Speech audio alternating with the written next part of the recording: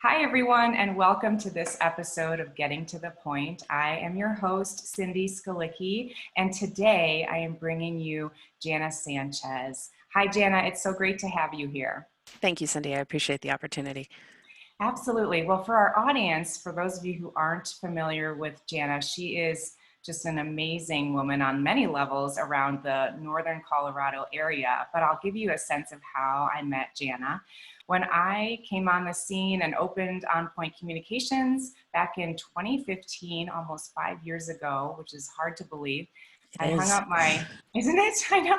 I hung up my proverbial shingle, and at that time, there was a 1 Million Cups meeting happening on Wednesdays, and there still is, but at a location down in Old Town Fort Collins. And I met Jana there, and she's one of the organizers, and we connected. And she, at that time, was doing some public speaking coaching a little more so than she is now. And what I love and remember and appreciate about Jana was the way she welcomed me into the community, despite the fact that I have the same skill set that she does. She did not eye me as a threatening competitor, but looked me in the eye and said, there's enough work out there for both of us. Come on in. And I will always remember that about Jana. And she and I have been fast friends and referral partners. And it's been a real testament to the openness that we all ought to have when other people come in. So thank you for that, Jana. And would you tell us a little about what you're doing now? And then we'll get into our 3 questions or points. Yeah, sure. So right now I have gotten out of the public speaking business, which was my company, Alchemy with Words, and have moved on to doing a couple of other things. So I am the executive director of a nonprofit here in Northern Colorado called Launch No Co, which helps companies form, grow, and stay in Larimer and Weld County. So we focus primarily on companies that are less than 5 years old and helping them build sustainable businesses to create a self-sustaining economy up here in Northern Colorado. So that's first love and passion. Mm-hmm. And then second piece, I do still have a day job, as many entrepreneurs do, that I work as a senior business advisor for the Trebuchet Group, which is a firm that works around teamwork development, facilitation, executive leadership coaching, and really helping people understand that in order to accomplish great things, you have to do it with a great team, and helping them figure out how to get to that great team status. So either way, I work with leaders in business all day, every day, and it's an incredible honor and privilege to be able to do so and meet so many people who are doing great things across our region. Yep, and especially right now. I mean, this is being recorded in the midst of a global pandemic. We've all been dealing with the COVID-19 crisis. But no matter when this is viewed by our audience, the types of things we're going to talk about today impact us no matter what. And so what we are going to focus on today are 3 components of transformative communication. And we're going to hit on listening and conflict and questions. And so all of you out there watching, whether you're a leader in terms of being a manager of other people or a CEO of a small company or a large company, or whether you are an employee somewhere and you don't have a large team, everybody can be a leader. I think that's the point. We are all destined for being in a leader with integrity and who knows how to be involved in respectful communication that is going to promote the greater good. So why don't you go ahead, Jana, and tell us a little bit about the first point that we wanted to talk on, which is listening, and you can frame it up however you want. So part of what I'm going to get into is really about what you need to know about yourself as well as other people in order to be able to communicate in a way that actually gets you the answers and the results that you need. And that in and of itself is completely transformative for you. But as we are looking at the larger scope of the world right now with the protests and pandemics and changing economy, and we really don't know what's going to happen next, being able to communicate effectively is probably the most important skill anyone can have. And the first piece of that, the first pillar of the communication triangle kind of thing, is listening. And so it's a trainable skill because it's a brain-based skill. and everybody's brain is different. So we all listen differently. And it's important, particularly for leaders, to know how they listen. And so there are a number of different tests you can take out there and assessments and those kinds of things. I prefer the one that's done by Echo Listening, which is down, actually, it's a local company here out of 2008 in Longmont. And they have 4 particular profiles of types of listening, and the way that you measure within each of those profiles kind of gives you your own personal listening style. But the way that they've broken up it is really, really helpful into conceptual listening, which is the focus on big picture ideas. Sometimes those folks miss the tree for the forest, but they've got a really big concept in it. Connective listening, which is around what does this mean for other people, and how does that affect everybody I know or the people I'm working with. And those folks can sometimes be ruled by strong emotions, so they may not be hearing everything in that. Or reflective listening, which is one of my strengths, which is, okay, how does this relate to everything I already know? And where does it fit in the picture of what I'm trying to get accomplished? That sometimes means I don't recognize what it means for other people. And so I have to kind of look at that in some ways. So I'm really high in reflective and really high in connective. So there's some interesting pieces to that. Where I'm not high at all is the 4th style, which is analytical, which is about data and facts. And these are the folks who have difficulty brainstorming because they're like, no, like, how do you brainstorm? There's not a fact-based thing here. So knowing that particular style that you have is really important, so you understand where your gaps might be in what you're hearing, particularly for a team, right? So I tend to work on a team that has almost no analytical listeners in it. So when we're doing planning, we get into concepts and we get into relationships and we get into all of these things, and nobody's actually thinking, is that gonna work? Is this a price point that'll work? I mean, the data behind it is not a conversation for our team. So that's an important piece to know. But the more important piece that I'm seeing right now, particularly in emergency communication inside of companies, is that CEOs are speaking to their employees in their own style of listening, not necessarily in the style of listening that their employees hear. Oh, that's so huge. If you're not talking to folks in all 4 styles, your message is not communicating well to someone inside your organization. Right. And right now, that's vitally important. Jana, So, go ahead. Go ahead. I'll let you go. What's the first one that you said prior to connective? Conceptual. Conceptual. Well, I wanted to, did you want to wrap it up with a last, because I have a thought, but go ahead, tell me the rest of what you were going to say. I think it's really important as we are moving forward as leaders in our communication to make sure that we're including pieces from each different listening style, so we really are connecting with the entirety of the audience that we need to be connecting with. Perfect. I love this. So to recap, the 4 types of listening include, or categories are conceptual, connective, reflective, and analytical. And I love what you mentioned about the ability to be tested and do some kind of form through this. What was the name of the? Echo listening. Echo listening. Perfect. I'd like to put that in the chat when I post this. It reminds me, Jana, of when you talk with a speaker who's speaking to a large audience. One of the tips that I'll often provide is, and I just did this at a slide webinar. It was like, when you're looking at your slide deck and you're going through to check it and edit it and look through it, you usually look through the slides as the speaker, but you really will get such insight if you try to pluck that out of your brain and look at the slide deck or speech or video of you talking, whatever the message is, and pretend you don't know yourself at all and you have no idea what you're looking at. See what you would get out of it as an audience member. And I think that's what you're getting at when it comes to the kind of, the CEO speaking in their own listening style and needing to kind of morph that so that it reaches more people. Yeah.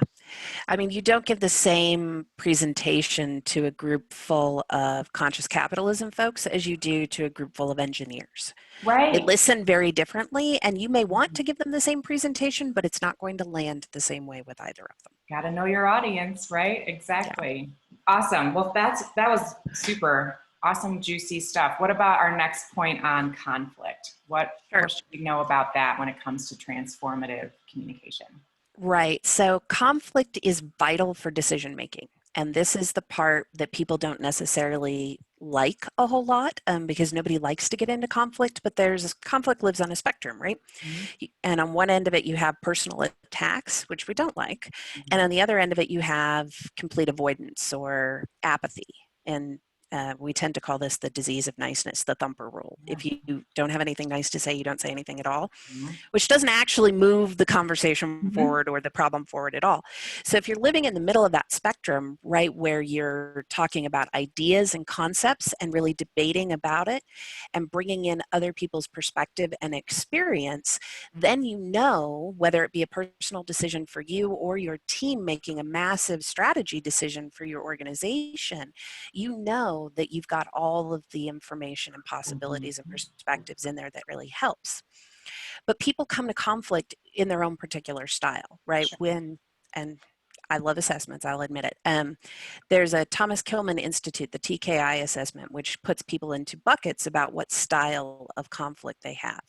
And it Okay. kind of sits on this axis of how much I need to get my needs met and how much I need to get other people's needs met. Okay. And so within that, there are 5 styles. And so there's always the avoid style, people who are not comfortable with conflict in any way, shape, or form. There's the accommodate style, folks who don't really feel like their needs need to be met as much as somebody else's, and they're really interested in preserving relationships more than anything, so they accommodate a lot. The one that sits right in the middle is compromise. And a lot of people call compromise a win-win situation. It's actually a lose-lose. I give Mm-hmm. up a little, you give up a little, we all walk away and move on. It's the fastest of the conflict styles that are out there. And then we have more on the upper end, which is about getting my needs met. There's a compete style. Like, I'm going to show up with what I need, and I expect you to show up with what you need. And if you don't show up with what you need, not my problem. That's like Michael Jordan in The Last Dance. That reminds me of Yes. his style. So good. I've got to Very look much. for that one. Okay, what's the fifth one? Collaborate. Okay. And it's the one that sits up in that corner where, okay, you want to meet other people's needs and you want your needs to be met. And so we're going to talk this through until we can find some kind of mutually happy acceptance, Mm-hmm. which is great. And everybody thinks it's a fabulous thing to do, except it takes a really, really long time. Mm. And so not everybody has that kind of time, particularly in the situations that we're in right now. We may need to make quick decisions. And so knowing your style and those of your team can really help you figure out how you work through a decision-making process. Mm-hmm. So understanding those things, and then what behaviors do you have alongside those styles that are either constructive or destructive? Right? So constructive behaviors are taking others' perspectives or expressing emotions. Destructive behaviors can be demeaning or anger or self-criticizing, Mm-hmm. can be a very destructive conflict Okay. mode. And so if we understand those things, then we can figure out how do we have a productive back and forth so Mm-hmm. that we can really actually get to a decision and make a commitment that, yes, this is what we agree on. Okay. I have a question because Uh-huh. one of those categories reminded me of, I was just having a drink yesterday with a friend of mine who's a real estate agent, and she's, put out an offer on a house. What so when you're negotiating, for example, in this situation where they've got an asking price, you're putting in a price that's a little bit lower. Which one of those is that? Is it a compromise or a collaborate? It depends on the parties involved and typically whether or not they care about the other individual in the process, Okay. right? So the very last time I sold my house in Phoenix, we were selling it to first-time home buyers under the VI or the Veterans Bill. Okay. we really wanted them to be able to get Yeah. their very first house Yeah. ever. So we worked really hard on our list and we worked really hard on Okay. their list. They ended up giving a little, we ended up giving a little, all of those things, but we worked together to make sure it would happen. Okay. Which isn't the typical way you see real estate Right. transactions go around, right? You don't Right. typically see the people looking out for each other. So it really is more of a compromise situation. Okay. I Okay. can give this up if you can give that up, and Okay. we'll go from there. Got it. Okay. Perfect. Well, that is super helpful. So for those listening, these are great lists we're getting. We've got 5 types of conflict styles: avoidance, accommodating, compromising, competing, and collaborating. So awesome. What is the next missing link right now? Well, let me before we move on, is there any kind of tip that you could provide for people when it comes to conflict? And like, if you know you're not good at conflict or you don't like it, what kind of self-awareness question might people ask themselves? Like, is there something usable that they could take away from today? Knowing your own particular conflict style is helpful because when you're under stress, that's the style you will revert to. Mm-hmm. And so what I can say on a very personal level is that when my husband and I both took the conflict assessment, I come back with 2 primary styles and he comes back with 1 primary style. Mine are accommodate and compromise. Okay. His is accommodate. So when my husband and I fight under stress, right? Mm-hmm. The stakes are high for us. Sure.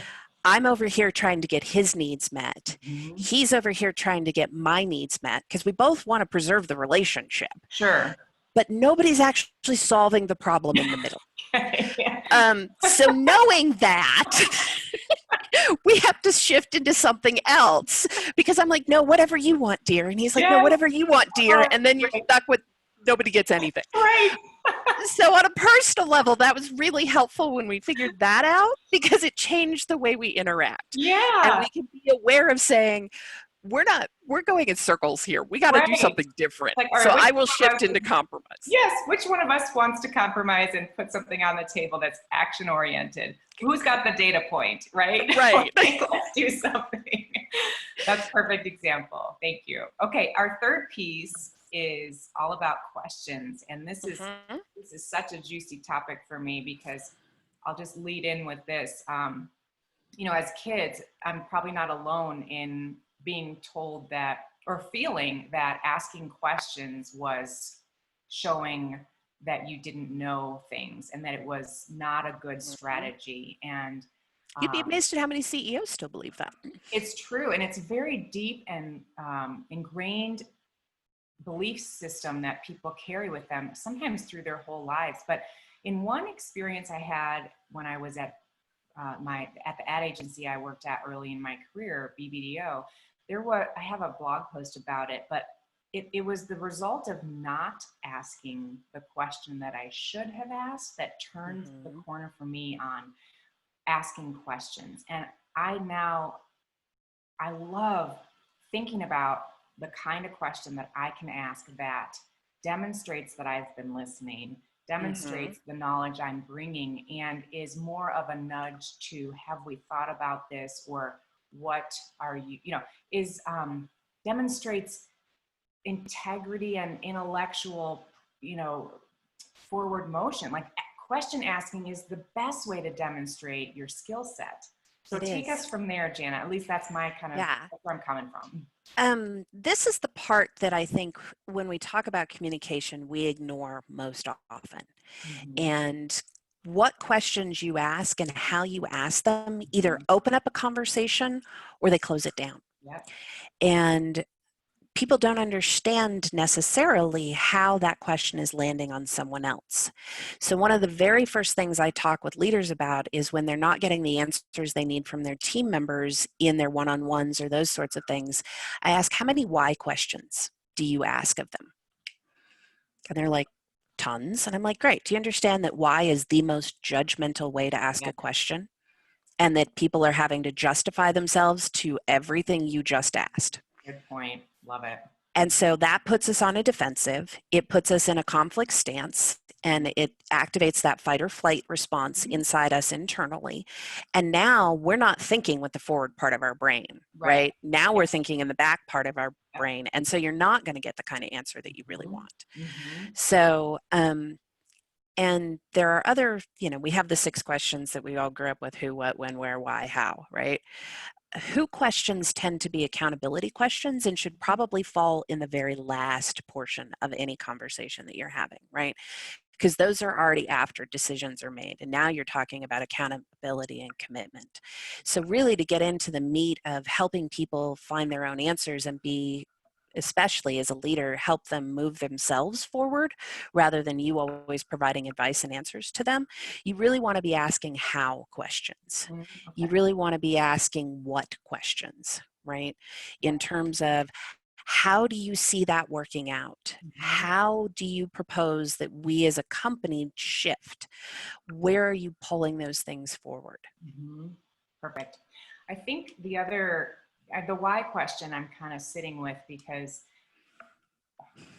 leadership training that I went through, a couple of things that help soften that question if it does need to be asked or if it can be rephrased is to include the phrase before the word why. There's 2 options that I find work well. One is, I'm curious, dot, dot, dot. Why do you feel this is better than that? Or something that is more delicately shaped, that might include a why. Or this is kind of a statement, but really invites an answer. It's, I noticed, or I noticed that you're really interested in launching in June. Can you tell me a little more about that? Where there's an invitation that's, I'm demonstrating hopefully that I care about the person and that I'm trying to get information and understand versus attack, blame, pinpoint. And I think that those pieces, I'm curious um, and I notice, are some ways that we could soften Mm-hmm. some of those questions, because sometimes you got to ask the why stuff and you got to ask the who stuff. And really, a good chunk of why questions can be reframed as what questions, Mm-hmm. right? So rather than coming at someone and saying, well, why did you choose X over Y? Mm-hmm. It's, what made your decision, what was in your decision-making process for X versus Y? Right. Which is Exactly. gets you to the same piece, but Right. it comes in a very different format. And I think Mm-hmm. as we get into harder conversations, both in business and society right now, it's going to be really important to build in that inclusive conversation space rather than the judgmental push. Mm-hmm. And I'm thinking about all 3 of the points that you've mentioned with regard to listening and to conflict and question asking. And I think, whether we're in or out of a pandemic, but especially when we're in one, the other ingredient that kind of comes through in all of those is this